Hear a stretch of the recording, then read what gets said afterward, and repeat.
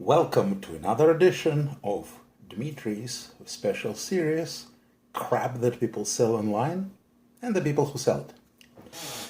The victim of this particular video will be this Spector Performer 5 bass.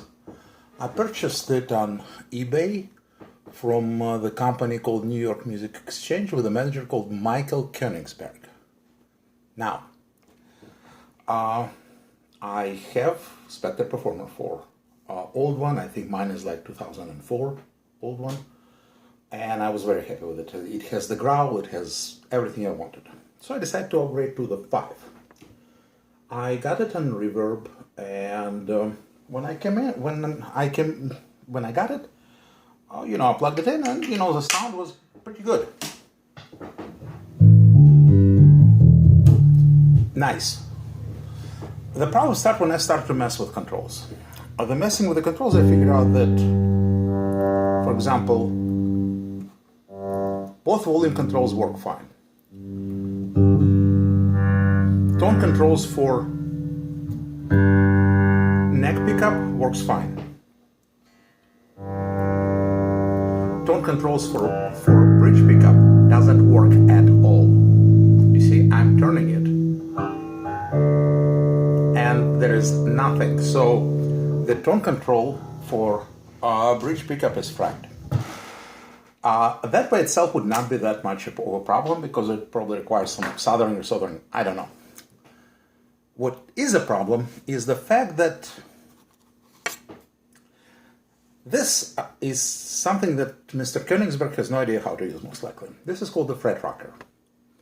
You use it to check how the frets leveled on the bass so there is no buzzing. Like that. No buzzing here.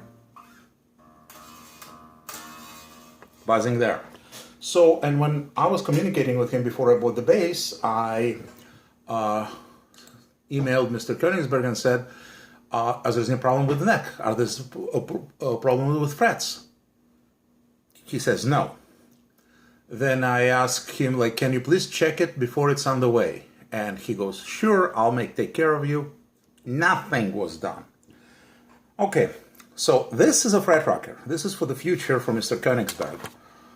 That you take this thing and you check it to see if there is like that. If you have it like this, you see this clicking? That means the fret is sticking up. So, fret number 23 sticks up. Fret number 22, sticks up. 23 sticks up. So far, 2 out of 2. Fret 17 sticks up. Fret 19 is okay. Now fret 20 is sticking up. And I can continue because it's like every other bloody fret, like fret number 10. Right there.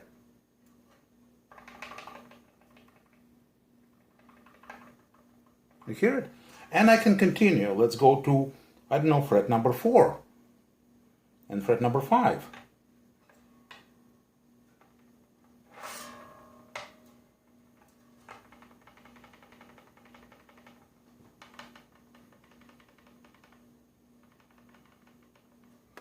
So half of the frets are sticking up. Fret 4, fret 6, here's fret 6, sticks out on the A string. So it's just 4, 6, 10, 17, 22, and other frets, they stick out somewhere. So the frets are not even. So like, for example, fret 14, it sticks out just a little bit on the 5th string. Enough to make it buzz. So Mr. Koeningsberg did absolutely nothing from what he promised me. The bass once again has frets which are up and down look like a saw. Now, if you take your hand and run it against the edge, you will find out that some of the frets on this side, on treble side, are actually sharp. I expect this on Glary. I don't expect that on Spector. There are certain expectations that I have of certain companies. When I buy something which says Spector in it, or let's say Yamaha on it, or let's say says Schecter, I expect frets not to be sharp, and I expect frets to be even, and I expect electronics to work. This Spector bass, besides having, goofy coloration, none of it is working. There are sharp frets on the edge. There are frets sticking out, as I showed you with a fret rocker. Well, once again, let's go to the fret 23. There it is. There you go. And as I said, I can go 4, 5, 6, 10, 17, 22, 23. Here is,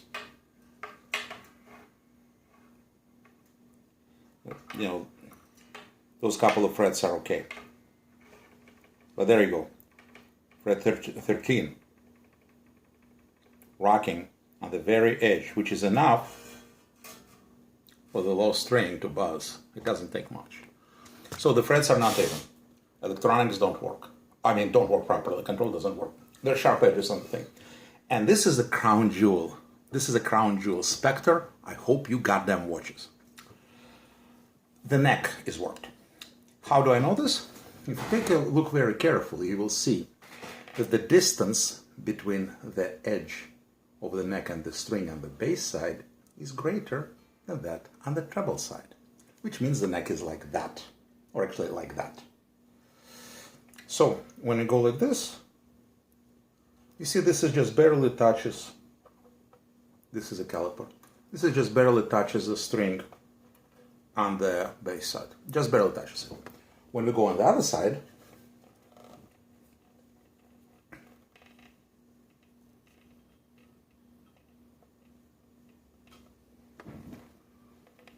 the string moves by about 2 millimeters.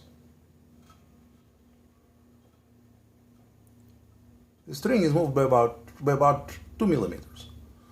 And now it's even. And now it's not. Hold on.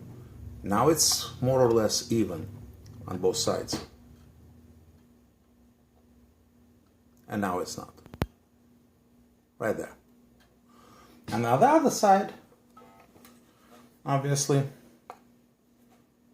the string is not moving when I'm poking it.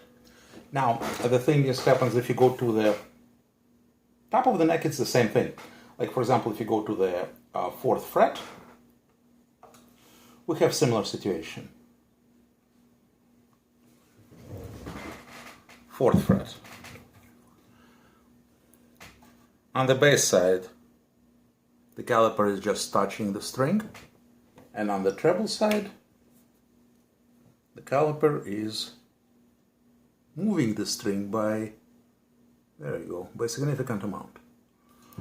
So what we have here, well, besides failure to communicate, what we have here is the same thing. Like, for example, here. You see how the string is being moved by the caliper? Right there. And on the other side, it is not. So basically, Spector sold the bass with sharp frets, uneven frets, bent neck, so the neck is bent that way. Or if the neck is straight, then the bridge is not centered and it is moved a little bit to the treble side, which literally it needs to be moved by less than 1/10 of an inch that side, which I'm not doing by myself. So Spector made a piece of junk, and Mr. Koeningsberg sold it to me, despite me specifically asking him if there's a problem with this, problem with that, and he said no, and he said that, you know, he'll take care of it, he'll check it before shipping it to me. None of that was done. That was a lie. Now, and then when he found out that I'm pissed off and I'm going to make a video, he starts saying, oh, I want to be in the video with you. Let's start dialogue. I don't have time for dialogue. You sold me a piece of junk. You have a bunch of Spectors or Performers on your page in Reverb. All you had to do is say, okay, this blue one has problems. I'm going to send Dmitry a different color. And hey, Dmitry, I checked the one that you bought. It has problems. I'm going to send you a different one. No issues. No problem.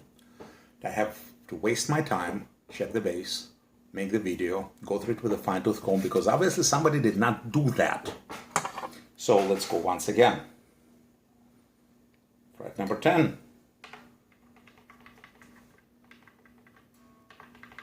On every string. Well, except string 5. So 4 out of 5 strings, that one fret. That's random. We can continue further. There you go again. That would be fret 70. This should not happen. Like here, it is not happening. So if this thing rocks and makes clanking sound, that means the fret is sticking up. This is a hint that whenever you're telling somebody that you'll check the neck, that's one of the things you do. I would not have any issues if I would not ask Mr. Koeningsberg to check the bass. If he would, when I would say, hey, are the things okay? And he would say, hey, you know what? I didn't take them out of the box. I don't check them. You're gonna just have to take a risk. But no, he said, hey, everything is fine. It's all gonna be fine. I'm gonna take care of you. I'm gonna make sure that the bass we sent to you is gonna be good. That was a lie. And of course, I'm absolutely stunned that Spector, not Glary, not Dean, Spector pulls out garbage like that. It sounds great. I have no problems with electronics. It's a nice heavy-duty bridge. It's comfortable. The neck is nice and comfortable. Beautiful. Except that the neck is bent. Oh, the bridge is mounted wrong. The frets are sticking up and down like teeth of the saw. And the tone control doesn't work. Great job, Spector. Makes me wonder, do I even want to trust you again with my money? I'm very surprised. The quality of the Spector that I have, the 4-string one, which still has EMG SSD pickups, and the quality of this Spector are heaven and earth. That Spector is absolutely perfect. Oh, and this Spector, there's easier to say what is not wrong with what is wrong with it, than to list off what is wrong with it. So this Spector is going back. I'm not happy with the service that New York Music Emporium did. I'm not happy with Mr. Michael Koeningsberg, the way how he was saying, hey, let's make a video together, let's have a dialogue, let's put a video together, let's monetize the video. No. Mr. Koeningsberg, when you say that you are gonna check the bass before shipping it, that's what you need to do. Or say that you're not gonna check it, and hey, it's a lack of the draw. Then I'm just gonna go somewhere else. If you say that the bass is fine, and that you're gonna make sure that it goes out fine, I expect you to keep your word. Spector, after having an experience with your old model, I am utterly stunned. This is Glary level. This is not even Spector level. This is Glary level. So I think I'm done with Spector. I understand that this is an entry model. I understand. So was my old one, 2004, which was also an entry model. So is my. I have in the back. I have Washburn XB200. That's also an entry model. Perfect. This is junk. My problem is with Spector for having this kind of stuff slip through their quality control, and my problem with the New York Music Emporium and specifically Mr. Mike Koeningsberg for saying one thing and lying, and promising another thing and lying, and then trying to get slick and say, hey, let's make a video together. Let's get let's get a dialogue. Let's get a video together. I'm going to film micro and we're going to be in your video. I don't want you in your video. It's a piece of junk. And I'm very frustrated with Spector. You know, I did not expect. It's like, you know, can you imagine Schecter selling you garbage? I can't. Neither did I expect Spector to sell me garbage. And I am very much disappointed with the customer service from New York Music Emporium and the way Mr. Koeningsberg conducted himself in the communication with me. I do not want him to be in my video. I do not want him to monetize my video. I don't want anything. All I'm telling you, folks, stay as far away as you can from Spector Performer, and don't buy anything from Spector until you actually have a chance to check it yourself. Most specifically, once again, if you notice the distance, the string placement, how much space you have on this side and how much space you have on that side. Could be neck, could be the bridge placed wrongly. But, you know, good luck moving a bridge for 2 millimeters and making holes don't become the same one big hole. So this is junk. Sharp edges, more particularly right here. There's several frets right here which just have sharp edges. There's nothing here and nothing there, but here they're sharp. Not working tone control on bridge pickup, and frets sticking out, you know, with fret tracker clicking all over the place. If I could give 0-star reviews to the Spector, I would. Despite them having wonderful, wonderful, wonderful tone, being super comfortable. And, you know, tuners holding a tune. I mean, I tuned it, you know, 24 hours ago, and it still holds the tune, so tuners are not that bad. The serial number for this thing, I'm going to show you the serial number for this thing so you know what it is. And that's pretty much it. Needless to say, I'm sending this thing back. I'm going to ask Reverb. Once again, I have nothing but good thing to say about Reverb. I have nothing but good thing to say about the Spector Performer 4 that I have, which is once again from 2004. This is junk. And that's pretty much it. And I'm very disappointed with the lack of service and untruth that were told to me by New York Music Emporium and Mr. Mike Koeningsberg. And I am satisfied even less with his conduct in our communication. So I cannot recommend New York Music Emporium. I cannot recommend Mike Koeningsberg. And good Lord, stay away from Spector, folks. Unless you can, I mean, I could have got the lemon, but this is completely, my expectations were here. This is what it delivered. It delivered a great tone without tone control. That's all it delivered. And it's comfortable body, granted. Everything else does not work. So this has been another edition of junk and people who sell it. And hopefully I won't have to make another video like that, because it gives me no joy of giving bad reviews to videos, to guitars, and to the businesses. Have a great day. God bless.